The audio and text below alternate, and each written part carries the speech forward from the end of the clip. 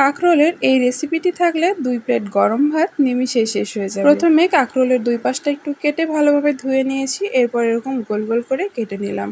কেটে নেওয়া হয়ে গেলে প্যানে কিছুটা তেল দিয়ে দিচ্ছি। এখন দিয়ে দিচ্ছি কাকরোলগুলো আর দিয়ে দিচ্ছি সামান্য পরিমাণ লবণ।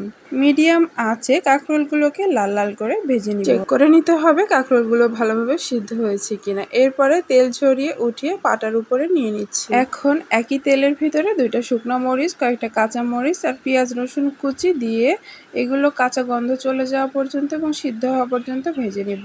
এদিকে পাটার শিল দিয়ে কাকরোলগুলোকে একটু থেতলে নিব। একেবারে মিহি করে বাটবো না, একটু দানাদার হলে খেতে ভালো লাগে। এখন ভেজে রাখা মরিচ, পেঁয়াজ, রসুন সবকিছু আবার একটু থেতলে নিব।